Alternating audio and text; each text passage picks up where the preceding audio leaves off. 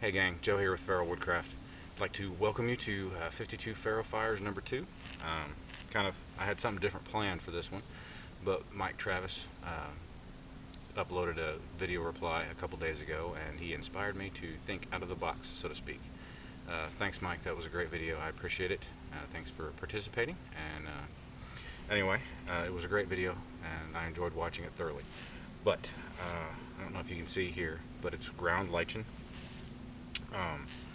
Was taking a walk the other day with my family, stepped on some, heard it crunch, and I thought, you know what, I bet you that stuff will burn great. So let's gather some up and give it a go. The bottom seems to be pretty wet, but the top is pretty dry.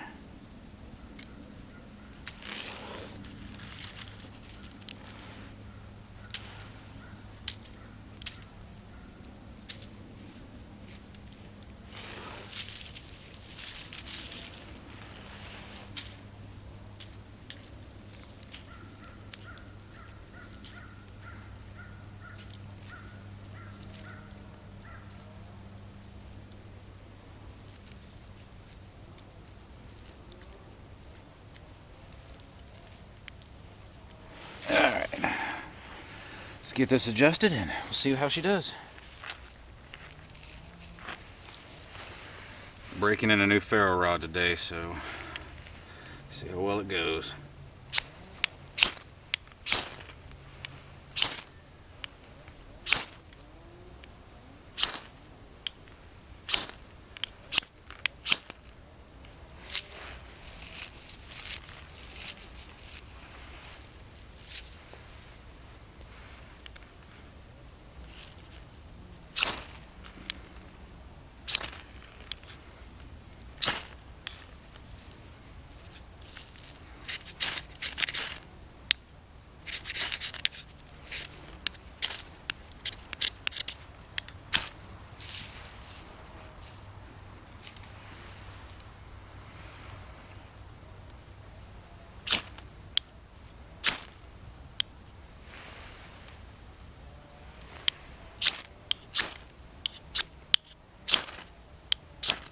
Well, if this was going to work real well, you'd think it would have by now.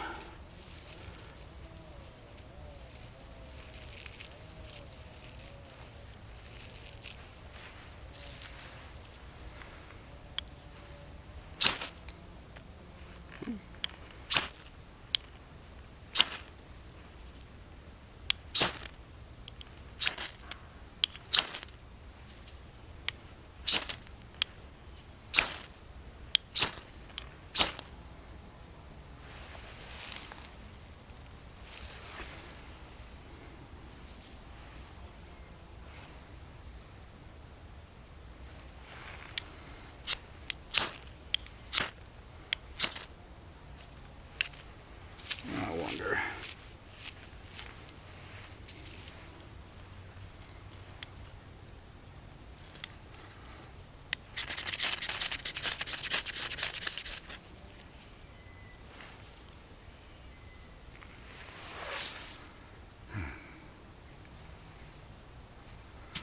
Alright, let me get some more. That's crumpling up.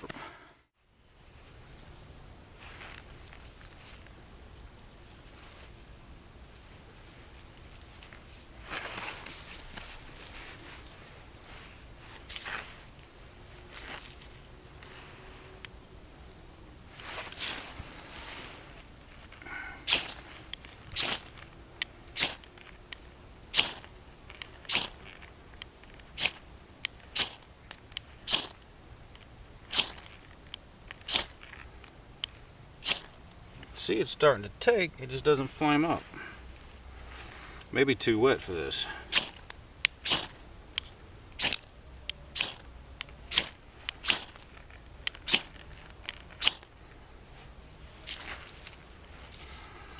Let's try a constant heat.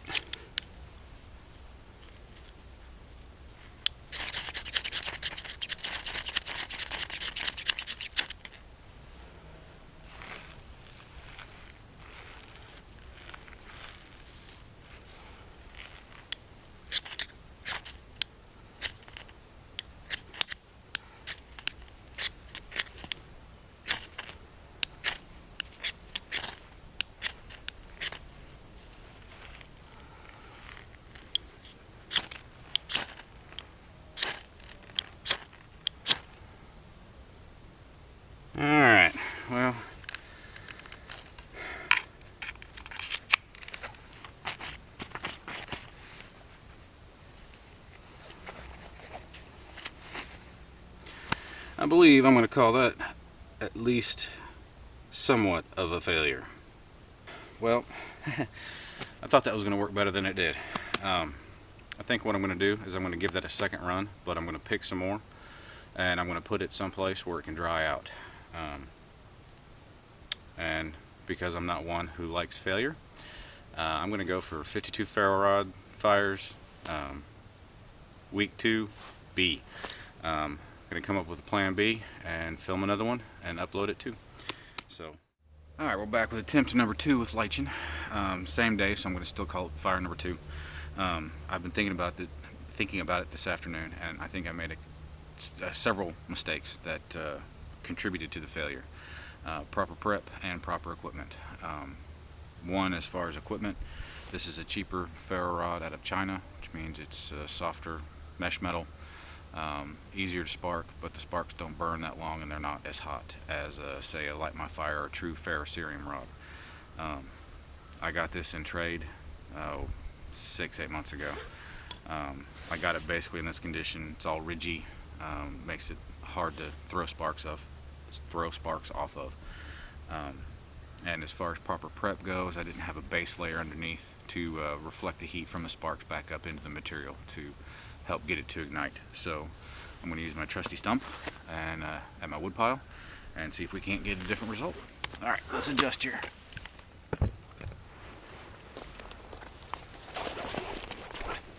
Alright, put this away and use the Light My Fire.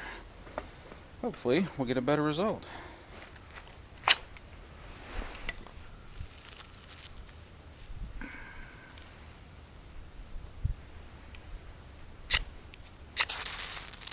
See what I mean about burning longer?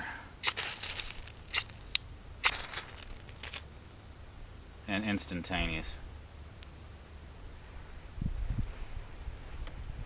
Look at that. Prep and equipment go a long way, guys. So a lesson I'd take from this is that the hard part about lighting a fire is not actually lighting it, it's preparing to.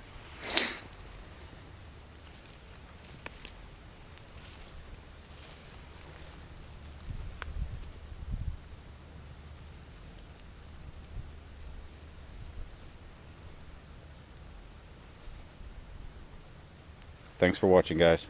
Hope you enjoyed it. Hey guys and gals, just an addendum to my second week video of 52 ferro rod fires. I made some comments about mesh metal rods versus ferrocerium rods. There's nothing wrong with either one of them. They both have their strong points, they both have their weak points. I'm not switching rods, and the ones that I carry, the ones that I sell, the ones that I generally use, because of the results of that video. They both have their place. They both have, like I said, they both have their strongs and their weaknesses, or strengths and weaknesses. So, you know, take it as you will. One ruled the day today, and that's that. But here in just a second, I'm going to show you a mesh metal success, because I use it all the time. It works great, and you know it's basically a 1 or 2 strike wonder. So watch it go wrong today, and it take an hour to get going. But anyway, like I said, I'm not changing things. I'm not bashing one or the other, and I'm not promoting one or the other. They both have their strengths and their weaknesses, and it is that way with everything. So anyway, let's gather some tinder and let's make a fire together, and you can see the mesh metal rule the day today. So come on. Alright gang, what I guess the conclusion I came to, or that I left off with the second video today, is that prep is the basis. And that really is the truth. And you need to spend more time prepping your fire than you do trying to actually light it. And here's a brush pile beside my house, just from some trees we cut down while making room for an addition. That sat here and rot and had weeds growing up. And honestly, it makes starting a fire a breeze. Having an abundance of weeds when you don't take care of your property 100%. But anyway, with mesh metal, work up a bird's nest just like you would with flint and steel. You don't have to be quite as fine-pointed or perfectionistic, but get rid of the wet stuff.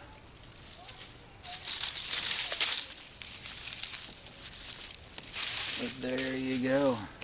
Like I said, just work up a bird's nest to get the material together, and we'll move on to the second point so I don't bore you half to death. Alright guys, so now you have your bird's nest material.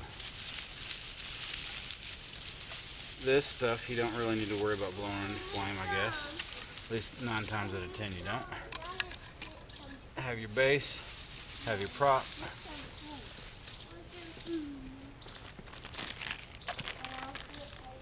And this comes from planning ahead.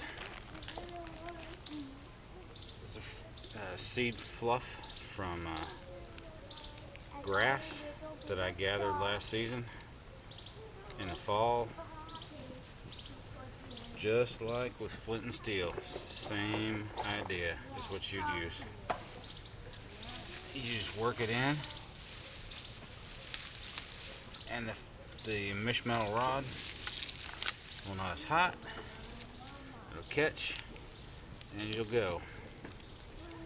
Like I was saying at the end of that video, it's all about the prep.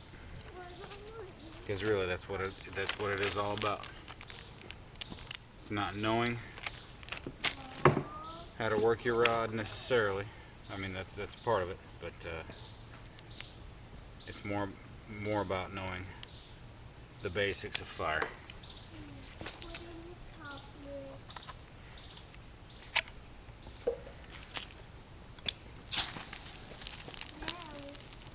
See, one strike wonder.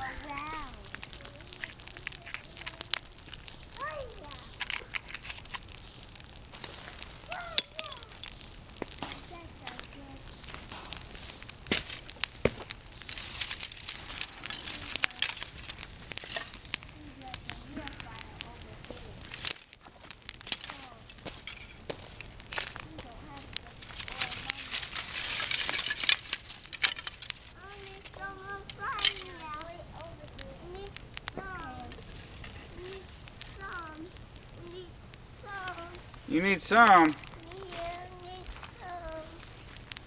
So anyway guys, I don't know what's in frame and what's not. But my point of... You can come over here, buddy. I need some. Watch where you're walking, don't trip. You let me finish talking to the camera for a sec. So anyway guys, don't take what I was saying about mesh metal rods to heart as in that they're junk. My point is that it didn't work for the application I was trying to make it work for. With a proper prep, they work great.